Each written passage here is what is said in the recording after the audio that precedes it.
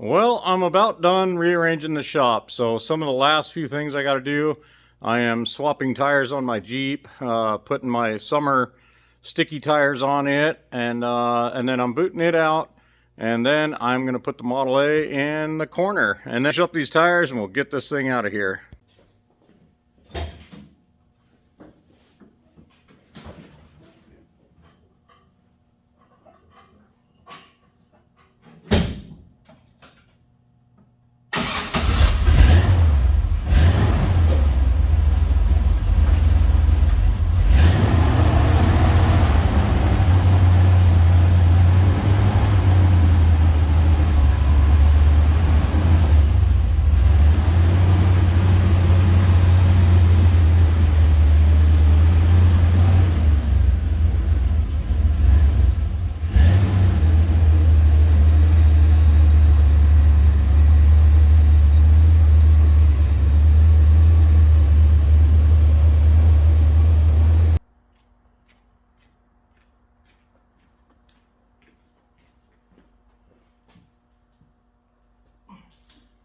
Forgot this was laying there.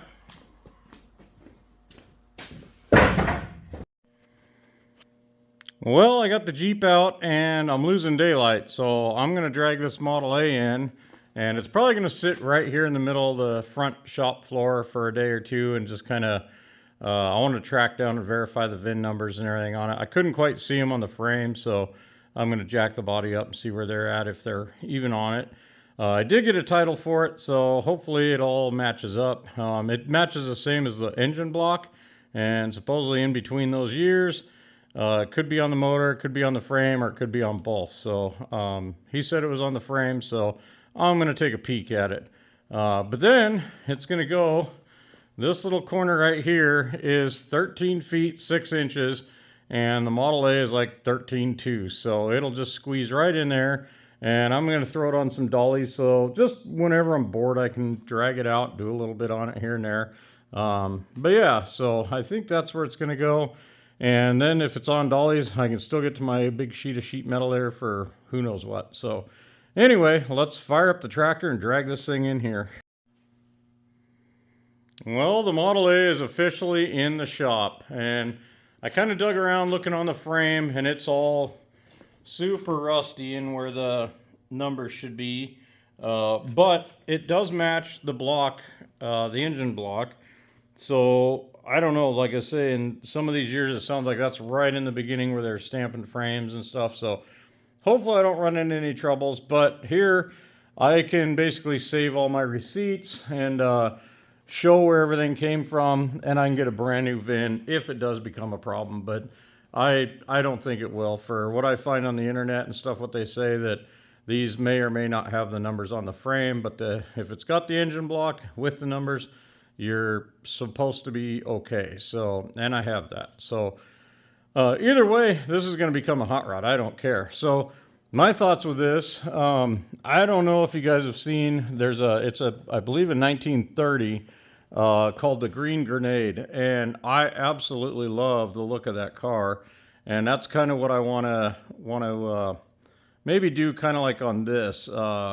But I don't know, if you don't know the car, Google or YouTube the Green Grenade, and it's a nasty looking old Model A. So but that's when I say traditional, it's kind of like that. It's you know, just kind of a old school, you know, it's got a Hemi, got old steel wheels, tall skinnies, but just a really cool hot rod. I think it's a 5-inch chop on it. I mean, it's pretty nasty. So I don't know, but we'll see. But I want to get all the fenders and off of this thing, get the hood off of it and stuff, and just kind of see what the shell looks like. And but yeah, for now, I'm going to kind of just mess around with it a little bit, and it's probably going to go in the corner for a little while, and then I might haul it up to the DMV and go ahead and get this title issue figured out, and then and yeah, we'll start hammering away on this thing. So in the meantime, this Falcon is sitting here, and so my thoughts with this is kind of a 60s era gasser, 60s, 70s gasser. Not really gasser though, I'm not going to straight axle it, but I just want an old drag car. I've got a 390 Ford motor that's over here behind the Le Mans, that's sitting right there, and it's actually got 428 heads on it.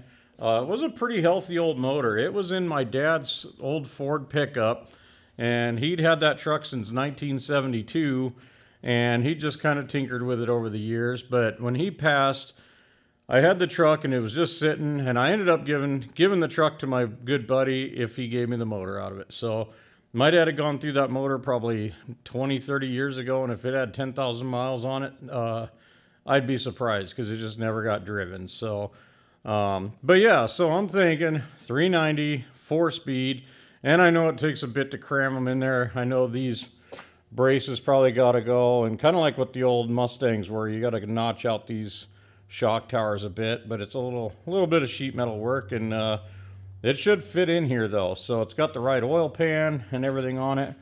And this car, it came with another car I bought. It was another Falcon, and this was kind of the parts car, but I did get a title to it, and I gave it to one of my buddies to build, and then he found a 70 Mustang that he's more interested in.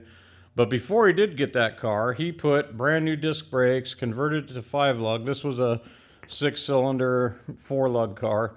But yeah, it's converted to 5-lug. It's all brand new stuff in there.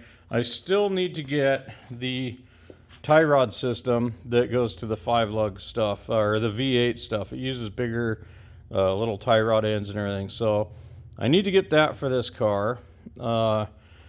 And it had some rust issues. He started doing, this is the first car he started patching sheet metal in on, and he just was going along doing it. And I mean, he's got a lot of it, but there's still, this pan needs done, you know, and then the front floor up there, that needs done. So it still needs some love. Dash is pretty well gutted out, so it's probably just gonna be gauges and toggle switches. He pulled the pedals out of it. And I think he was going to put Willwoods in there, and those didn't come out in one piece, so I'll have to do something along that lines. But yeah, so it's just going to be probably a gutted out, just drag car, you know, from back in the day. These seats I've had around forever, and I mean, I don't know if you can even get these covers or not, but they just scream, you know, 60s, 70s vibe to me, so I think they're going to stay in it. I wouldn't mind putting some kind of a roll cage in it.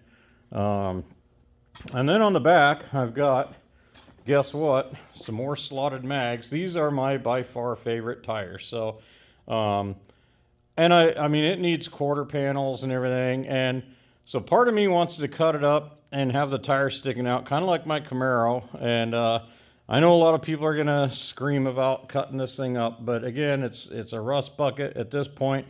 I can patch it all back later on or put new quarters on it. It needs work anyway. There's some dents right there. I mean, all this is rotted out. And I mean, yeah, it's just basically a lower quarter, but I don't know.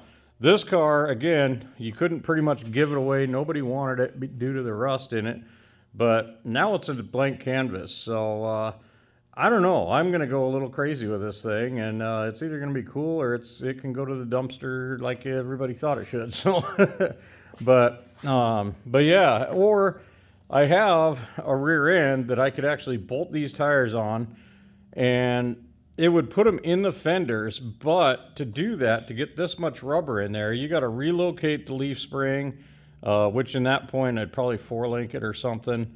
But yeah, there's quite a bit to get this much rubber under the back of this car. So if I leave them stick out, that's an 8.8 that I had all prepped to put in here. I can basically put that in there, cut the fenders, slap these tires on, and we're ready to go. So I'm not real sure. I don't know. Let me know what you guys think, what you'd like to see, if you want something kind of goofy like the Camaro, or, you know, I don't know. I get little visions, right or wrong. I kind of like to do them just to see, but I don't know. I think this thing would be pretty cool. And I don't want it tall like Gasser. I'd like the back end to be down pretty low. And yeah, I don't mind the nose a little bit high, but I don't want those, you know, street freak. So, but yeah, so anyway, this is going to be a fun one, and I'm not going to get on it just yet. I'm just kind of getting parts together and stuff, but it's definitely going to be happening here pretty quick. I do have to finish this Le Mans, so I'm going to start really hammering on that. And The Camaro is going to come in this weekend and get an alternator. It needed just a couple little things, but I'm hoping to drive it around this weekend. So probably tomorrow I'll pick up an alternator, get that put in it. And again, on that one, I think what was going on is the alternator wasn't powering. It was just doing just enough to barely keep it running, but it was, my electric fan was running so slow it wasn't cooling. So that's where I'm going to start with that. And if that don't fix it, then I'll put a beefier electric fan in it. But I'm pretty sure we're not charging. So, and if I remember right, I think the alternator I used was on my shelf, and I think it was supposed to be a core alternator. So it's probably bad anyway. So anyway, that's the bonus for using used parts. Usually do everything twice. But yeah, so I don't know. We're pretty much about done cleaning this place up, and I am ready to get back to work. I got a 4-day weekend, so I don't know what's going to happen, but definitely some stuff. And the guy was right about this actually turns. I don't know if you can see that is the engine crank pulley. It turns relatively easily, but if it's free, it should fire. It might clatter and rattle, but kind of looks like some of these plug wires need hooked up. And probably pop this cap off and just see if we can sand enough of the points to get a little juice going to them. I highly doubt this coil's any good, but I don't know. This might be something over the weekend. I'll see if I can maybe get this thing to pop or fire or crank or whatever, but be kind of cool. So I don't know. It's something to waste a day on. Oh, let's I guess that's a breather. I thought, oh, there's an oil dipstick. So there is fairly golden, nice looking oil in it. So who knows? This could be a little chitty chitty bang bang. So the chaos that goes through one's mind is, you know, when you got certain parts laying around and stuff, you might have a plan for something, but then sometimes something comes along and an idea pops in your head and that plan goes all crazy. And so I'm just kind of looking at this thing and it's like, man, you know, I could take all the sheet metal off this, leave a body on there. I actually still happen to have, just sitting here waiting, and because this project's going to be a little while, right here is a prime example of a nice big block and automatic transmission that could go into this Model A. The Le Mans obviously is going to be a while before it needs it. The Model A is brakes, motor, tranny, and it could be doing some fun stuff. So, but that's just kind of how one's mind goes, you know. And it's like, yeah, I probably shouldn't do that, but it's also one of those, if I come out on a Saturday and I'm feeling it, it might happen. So I have my vision, but I also have other parts that could make my dream come true quicker. So I don't know.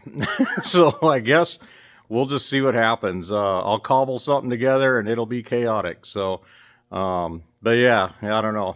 And that's something, I got a million other projects I need to work on that I've started, and I shouldn't start this, but this car just talks to me a lot too. So they all do, but I don't know. So bear with me.